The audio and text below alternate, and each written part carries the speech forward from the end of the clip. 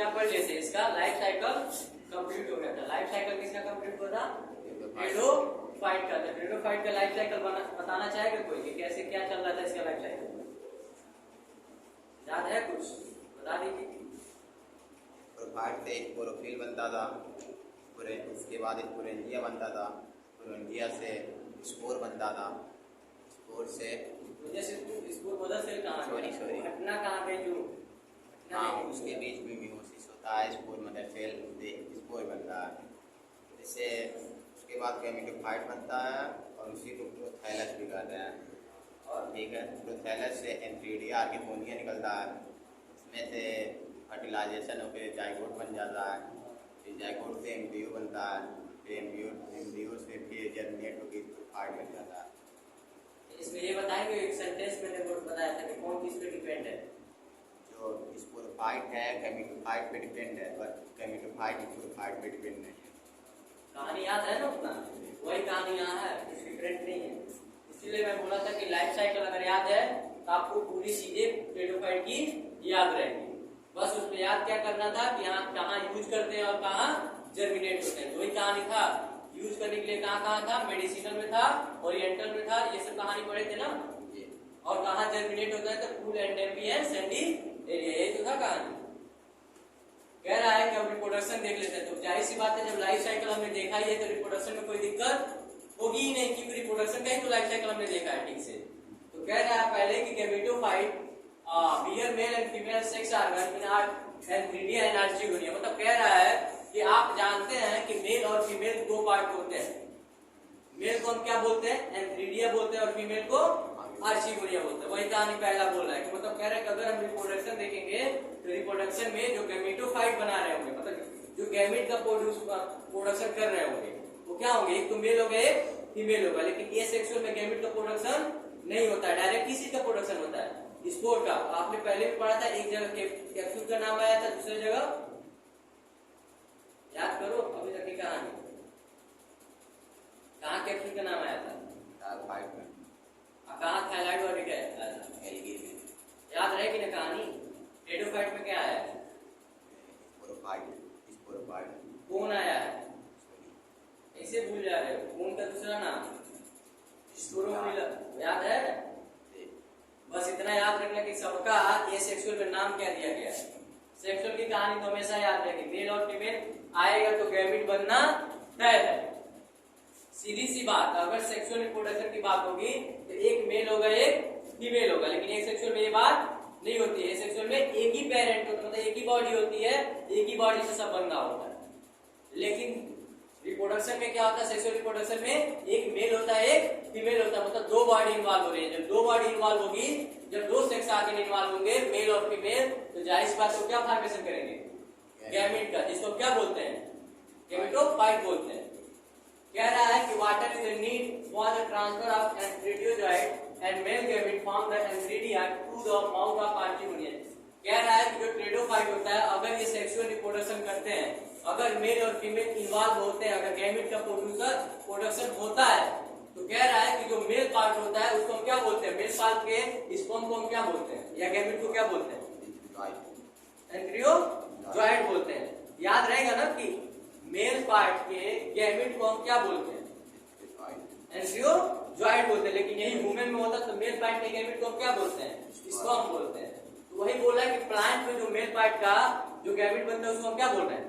एंथीरियोजॉइड बोल रहे हैं। तो कह रहा है कि जो एंथीरियोजॉइड होता है वो कौन सा है? मेल गैमेट होता है, जो कहां से बनता है? एंथीरिया से। कह रहे हैं कि जब एंथीरिया से बनता है तो इसको कहां भेजना होता है? आर्चिगोनिया, जो क्या है? फीमेल पार्ट है, फीमेल पार्ट के माउथ के पास भेजना होता है, ताकि जाके एक को फर्टिलाइज कर पाए। कैसे हम लिख पढ़े थे? एक का एक एंथीरियोजॉइड था। कल लाइफ साइकिल में हमने लिखा था नहीं, एक जगह एक लिखा था, एक जगह एंथीरियोजॉइड लिखा था। याद है वो लाइफ साइकिल?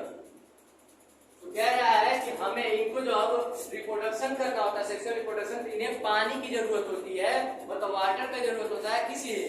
ताकि जो मेल स्पर्म है या मेल गैमेट है, जिसको हम एंथीरियोजॉइड के नाम से जानते हैं, इसको भेजा जा सके कहाँ पे? Mouth of archegonia. क्योंकि माउथ ऑफ आर्चिगोनिया पे जब जाएगा, हम जानते हैं कि ये फीमेल पार्ट है और ये मेल पार्ट है, तो फीमेल पार्ट जो है इसी के पास तो एक सेल है, एक ही सेल को फर्टिलाइज करना है। तो कह रहा है कि जब इसको सेक्सुअल रिप्रोडक्शन करना होता है, जब उसमें मेल गैमेट को भेजना होता है, मेल गैमेट को फीमेल गैमेट के पास भेजना होता है, तो इसको एक रास्ते की जरूरत पड़ती है जिसका हम हेल्प लेते हैं। वो कौन सा रास्ता है? पानी वाला। इसीलिए बोला कि जब इसको रिप्रोडक्शन करना होता है, जब मेल गैमेट को फीमेल गैमेट के पास भेजा जाता है, तो उसमें सबसे ज्यादा नीड किस चीज की होती है? वाटर की। पानी के ही थ्रू वो पहुंचता है कौन? मेल जो गैमेट है कहाँ पहुंचता है? माउथ ऑफ आर्थोगोनिया, ताकि वो फीमेल के एक सेल को फर्टिलाइज कर पाए।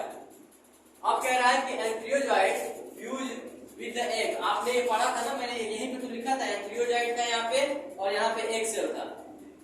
आप देख लीजिएगा, पिछला लेक्चर भी मैंने भेज दिया है ग्रुप पे। तो इसमें देखो क्या बोला, कह रहे हैं कि जो एम्ब्रियोजॉइड था हम जानते थे क्या था? मेल गैमेट था, और जो एग था वो क्या था? फीमेल गैमेट था। यही दोनों तो आपस में फ्यूज हो रहे थे, तभी तो किस चीज का फॉर्मेशन हो रहा था? जाइगोट का। तभी तो जाइगोट बन रहा था। मेल और फीमेल फ्यूज हो रहा था, तो किसका फॉर्मेशन हो रहा था? जाइगोट का। तो जाइगोट में तो वही मेल जो गैमेट था, मेल गैमेट हम क्या बोल रहे थे? एम्ब्रियोजॉइड बोल रहे थे। फीमेल को क्या बोल रहे थे? एग बोल रहे थे। आप इसीलिए बोला हूं कि लाइफ साइकिल याद हो गया तो सब याद हो गया। तो वही बोला कि एम्ब्रियोजॉइड फ्यूज करता है किससे? एग सेल से। तो किस चीज का फॉर्मेशन करता है? जाइगोट का। कहानी यही है। फिर कह रहा है कि जो जाइगोट होता है, अब जाइगोट क्या होता है? जाइगोट सिंगल सेल का तो होगा नहीं, क्योंकि एक सेल इन्होंने दे दिया, एक सेल ये खुद ही थे, दो सेल हो गए ना, मतलब ये सिंगल सेल का नहीं होता। तो zygote produce in multi cellular well differentiated sporophyte dominant phase of the, बताओगे? पेरिडोफाइट। मतलब कह रहा है कि स्पोरोफाइट जो हम देखते हैं वही डोमिनेंट होता है किस पे? टेरिडोफाइट पे। जो बॉडी बनी होती है टेरिडोफाइट की, उसमें डोमिनेंट जो होता है वो कौन होता है? स्पोरोफाइट होता है, ना कि गैमेटोफाइट होता है। अभी भी कहानी गैमेट का नहीं चला है, भले गैमेट बन रहा है, भले स्पोरोफाइट हो रहा है, लेकिन अभी भी गैमेट डोमिनेंट नहीं हो पा रहा है। डोमिनेंट कौन हो रहा है? स्पोरीफाइट हो रहा है ना, क्योंकि अभी भी ये पूर्ण रूप से डेवलप नहीं हुए हैं। तो कह रहा है कि जो जाइगोट होता है, जाइगोट क्या होता है? प्रोड्यूस करता है मल्टीसेलुलर। जानते हैं कि जाइगोट में क्या होता है? आपका माइटोसिस डिवीजन होना स्टार्ट हो जाता है ना, मियोसिस नहीं होता है। ये दिमाग में रखिएगा। जाइगोट में क्या होता है? अरे मियोसिस का मतलब क्या हुआ? डिप्लॉइड को हैप्लॉइड करना। लेकिन माइटोसिस होगा तो हैप्लॉइड थोड़ी करेगा, सेम के सेम काम ही करता चला जाएगा। तो कह रहा है कि जो जाइगोट होता है प्रोड्यूस करता है मल्टी सेलुलर, मतलब एक से, मतलब पहले तो दो सेल थे, दो से मल्टीप्लाई किया तो कितना हुआ? 4 हुआ, 4 से 8, 8 से 16, ऐसे करते करते बढ़ता चला जाता है। मतलब ये क्या होता है? Multi cellular well defined spore होते हैं। जो फ्यूज हुआ था मेल और फीमेल गैमेट, मतलब एम्ब्रियोजॉइड और एग फ्यूज हुआ था, उन्होंने जाइगोट का फॉर्मेशन किया। जाइगोट के बाद से एम्ब्रियो बनना चाहिए था। कहानी तो यही है। एम्ब्रियो के बाद से बेबी बन जाता है या सीड बन जाता है, लेकिन यहाँ पे सीड वुड कुछ नहीं बन रहा है। यहाँ पे क्या बन रहा है? कह रहे हैं कि जाइगोट तो बना, लेकिन ये फिर क्या हो गया? मल्टीसेलुलर में वेल डिफाइंड हो गया, मतलब डिफरेंशिएटेड हो गया, जिसको हम क्या बोलते हैं? स्पोरोफाइट के नाम से जानते हैं। जो डोमिनेंट फेज होता है किसका? टेरिडोफाइट का। मतलब डोमिनेंट फेज पूछा जाएगा कि टेरिडोफाइट का डोमिनेंट फेज कौन है, तो कौन है? स्पोरोफाइट है। मतलब स्पोर जो बन रहा है वही डोमिनेंट फेज है, गैमेट वाला डोमिनेंट फेज नहीं है। फिर कह रहा है कि most of the pteridophyte produce the similar kind of the spore. मतलब कह रहा है कि ज्यादातर टेरिडोफाइट के मेंबर ऐसे होते हैं जो सिमिलर स्पोर को जनरेट करते हैं। मतलब सिमिलर स्पोर का मतलब होता है, ये सिमिलर काइंड ऑफ स्पोर का मतलब होता है कि जैसे होता है ना कि दो ऐसे पेरेंट हो जो क्या हो? सेम काइंड ऑफ, मतलब सेम तरीके के स्पोर को।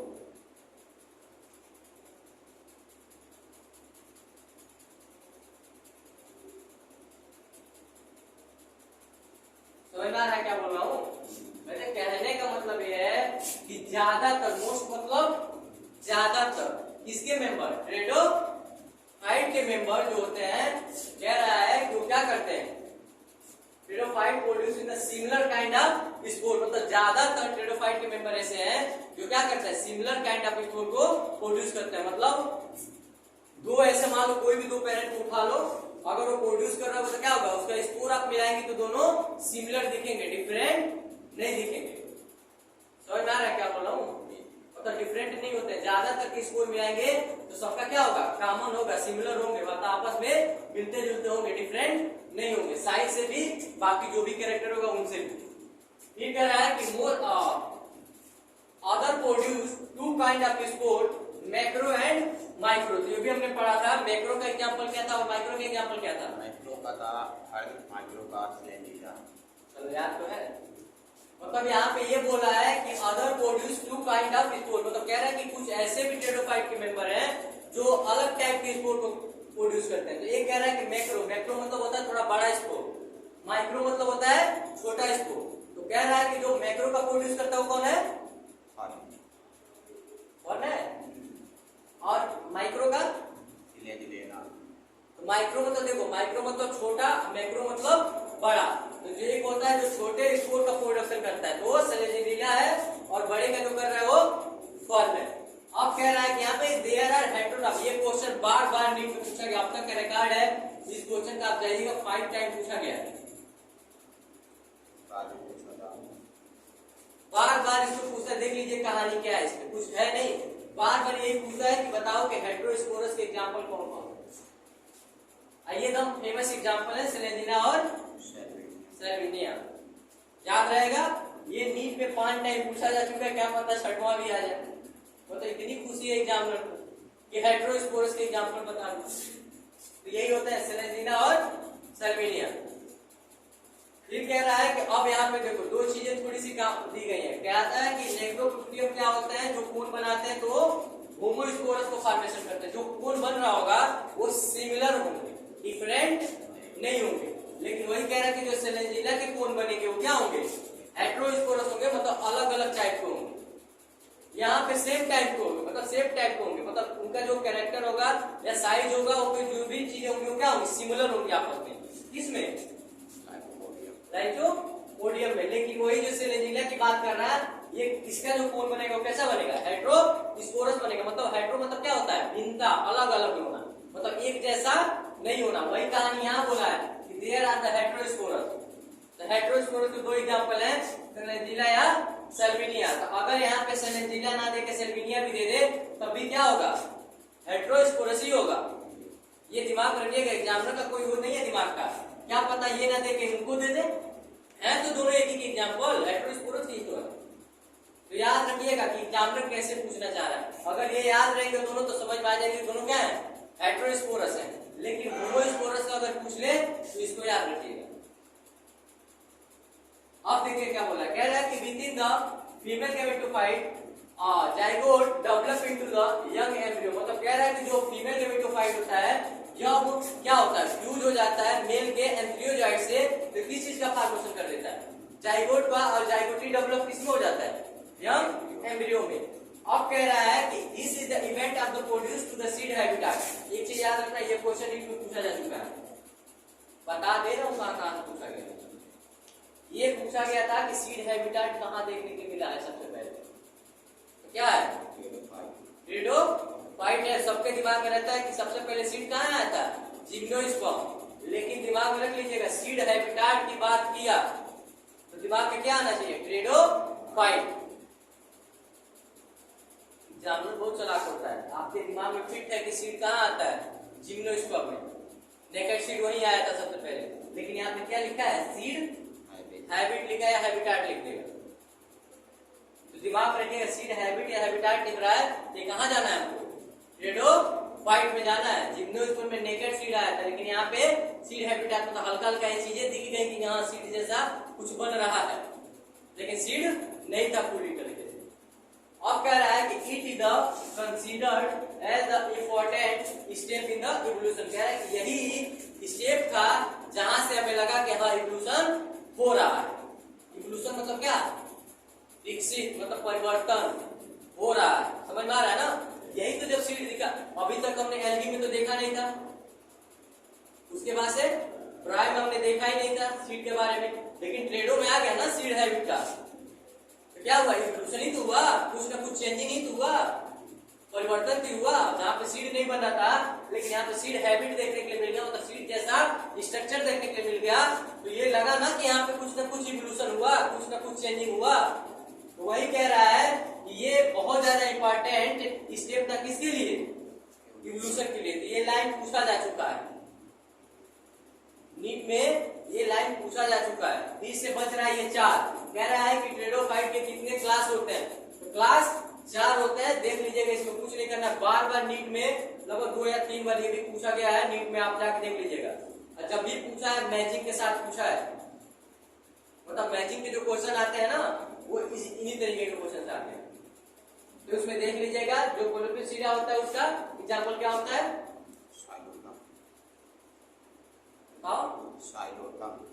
और जो लाइकोसीडा होता है उसका सेल्विला और लाइकोसीडा।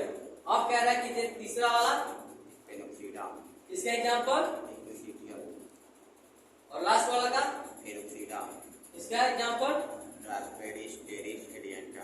याद रहेगा ना, यही मैचिंग में आएगा। मैं बोल दे रहा हूँ ना, या तो ये क्वेश्चन पूछ ले, या तो ये क्वेश्चन पूछ ले, या तो ये क्वेश्चन पूछ ले, या ये दोनों से पूछ ले। बाकी तो नॉर्मल है, वो आपको भी आता है, यही है। नहीं तो इसके एग्जाम्पल से क्वेश्चन पूछ ले। तो याद रखिएगा कि मतलब इसमें से जब भी क्वेश्चन बनेगा तो कुछ बोलते हैं ना लोग, इंपॉर्टेंट पॉइंट क्या है। इंपॉर्टेंट पॉइंट में ये है और 2-4 लाइन ये है। अब आगे पढ़ेंगे हम लोग जिम्नोस्पर्म। तो अब तो टेरिडोफाइट खत्म हो गया, अब अगला क्या है, जिम्नोस्पर्म। तो जिम्नोस्पर्म का आज बस इंट्रोडक्शन देखेंगे, लाइफ साइकिल हम कल पढ़ेंगे। लाइफ साइकिल पढ़ने के लिए टाइम कम दिख रहा है, क्योंकि उसको पढ़ने के लिए आधे घंटे का टाइम चाहिए कम से कम। तो जिम्नोस्पर्म में देख लीजिए, जिम्नोस्पर्म का मतलब होता है, जिम्नो का मतलब ही होता है क्या, नेकेड, और बाकी बच रहा है आधा स्पर्म। स्पर्म का मतलब क्या होता है, सीड। ये कहानी तो यही पता चल गया, तो ये क्या होंगे, नेकेड सीड होंगे, मतलब इनके पास ओवरी नहीं होगी या नहीं होगी, नेकेड सीड है तो ओवरी होगी नहीं होगी। तो कह रहा है कि जो जिम्नोस्पर्म होता है वो नेकेड सीड होते हैं, इसमें कोई भी ओवरी या कोई भी फ्रूट नहीं लगते। ये केवल नेकेड ऐसे सीड दिखाई देंगे, ना इसमें कोई फ्रूट होगा ना कोई, जब ओवरी ही नहीं रहेगी तो फ्रूट कहां से आएगा। फिर कह रहा है कि plant in which the ovule are not enclosed by the ovary wall and remaining exposed before the after fertilization। मतलब कह रहा है कि इस प्लांट में, जिम्नोस्पर्म के जो प्लांट होते हैं इनमें जो ओव्यूल होता है, ठीक है, जो ओव्यूल होता है वो नॉट इनक्लोज, जो मतलब इनक्लोज नहीं होता, मतलब इसके पास ओवरी होती ही नहीं है कि वो इनक्लोज कर पाए। अगर ओवरी होती तो फ्रूट बनते ही बनते, लेकिन यहाँ ओवरी है ही नहीं है। तो वही कह रहा है कि जो जिम्नोस्पर्म के प्लांट होते हैं इनके अंदर जो ओव्यूल होता है उसके पास कोई भी इनक्लोज ओवरी वॉल नहीं होता है, जो रिमेनिंग एक्सपोज हो जाता है कब, बिफोर जब फर्टिलाइजेशन होता है। मतलब जब तक फर्टिलाइजेशन नहीं हुआ रहता है तब तक तो मतलब कवर में रहता है। जब फर्टिलाइजेशन होता है तो ओवरी क्या हो जाती है, क्या हो जाती है, रिमेनिंग एक्सपोज हो जाती है, जो बचा हुआ है वो भी खत्म हो जाता है, मतलब इसके पास ओवरी वॉल बचता ही नहीं। फिर कह रहा है कि सीड डाइट, अब कह रहा है देखो, सीड डाइट का मतलब post fertilization is not the covered up. मतलब कह रहा है कि जब ये फर्टिलाइजेशन हो जाता है, जब उसमें सीड बनता है, तो सीड कब बनेगा, पहले तो फर्टिलाइजेशन होता है, फर्टिलाइजेशन के बाद पोस्ट फर्टिलाइजेशन होता है। तो पोस्ट फर्टिलाइजेशन जब होगा तभी तो सीड बनेगा। फर्टिलाइजेशन में क्या क्या बनेगा, फर्टिलाइजेशन में आपका जाइगोट बनेगा और एम्ब्रियो बनेगा। लेकिन जब पोस्ट फर्टिलाइजेशन होगा तो क्या हो जाएगा, सीड और ओवरी का फॉर्मेशन होता है, जब हम एंजियोस्पर्म पढ़ेंगे। लेकिन यहाँ पर क्या पढ़ रहे हैं, जिम्नोस्पर्म। जिम्नोस्पर्म का सबसे यूनिक खासियत होता है ये सीड तो बनाता है, लेकिन इसके पास कोई भी ओवरी होती ही नहीं, मतलब ओवरी वॉल होता ही नहीं है। कि जब वो फर्टिलाइजेशन होता है तो वो क्या हो जाता है, रिमेनिंग एक्सपोज होता है, खत्म हो जाता है, मतलब इसके पास कोई भी फ्रूट वॉल नहीं होता है, केवल एक सीड दिखाई देता है। तो इसीलिए मैंने बोला था कि जब टेरिडोफाइट पढ़ रहे थे तो यहाँ पे एक मीनिंग आया था सीड हैबिट करके। तो सीड हैबिट जैसा दिखाई तो दिया था, लेकिन सीड बना नहीं था। सीड बना कहाँ, जिम्नोस्पर्म में। यहाँ पे आने के बाद से पता चला कि हाँ सीड भी कुछ चीज होता है, सीड बनना स्टार्ट भी कहाँ होगा, जिम्नोस्पर्म में। यही पे सीड हमें दिखाई दिया, लेकिन सीड बना तो था, लेकिन क्या था, नेकेड था, मतलब कोई भी कवरिंग उस पर थी नहीं। तो वही बात यहाँ बोला, सीड डेवलप पोस्ट फर्टिलाइजेशन जब होता है इसमें एम्ब्रियो में, तो सीड का फॉर्मेशन होता है, और जो सीड होता है वो नॉट कवर होता है, मतलब कोई किसी चीज से कवर नहीं होता। कैसा होता है, नेकेड होता है, मतलब नंगा दिखाई देता है, वैसा ही दिखता है, मतलब उसमें कोई भी कवरिंग होता ही नहीं है। फिर कह रहा है कि see the comparison of the gymnosperm ovule and the angiosperm ovule. मतलब कह रहा है कि अगर आपको डिफरेंट देखना हो तो आप कभी जिम्नोस्पर्म का ओव्यूल देख लीजिएगा और एंजियोस्पर्म का देख लीजिएगा, डिफरेंट आपको पता चल जाएगा। तो डिफरेंट में कुछ है नहीं। जो एंजियोस्पर्म होता है, एंजियोस्पर्म में हमें ओवरी की वाल पाई जाती है जो फ्रूट में कन्वर्ट हो जाती है, लेकिन जो ओव्यूल होता है वो सीड में कन्वर्ट हो जाता है। तो यहाँ पे क्या है, ओवरी है नहीं है, केवल ओव्यूल ही है, इसीलिए यहाँ पे कोई भी फल नहीं लगते हैं, यहाँ केवल सीड लगते हैं। ये कहानी याद रहेगी कि जिम्नोस्पर्म में केवल सीड बनता है, कोई फल नहीं बनता है। They including a medium size, a tree or the tall tree and सब। मतलब कह रहा है कि जो जिम्नोस्पर्म होते हैं ये जरूरी नहीं कि सब के सब बड़े होंगे, इसमें छोटे भी होंगे और बड़े भी होंगे। मतलब श्रब मतलब क्या होता है, झाड़िया टाइप के भी मिल जाएंगे और आपको टाल ट्री भी मिल जाएंगे देखने के लिए, स्मॉल झाड़िया टाइप सब मिलेंगे इसमें। तो कह रहा है कि आपने एक पढ़ा होगा सखुआ, अरे आपने ऐसे मूवी देखा होगा ना पुष्पा भाई वाला, पुष्पा साला झुकेगा नहीं, उसी में तो रेड वुड की बात की गई है, लाल चंदन की कटाई करते हैं सब, कुछ होता नहीं है, वही सखुआ होता है।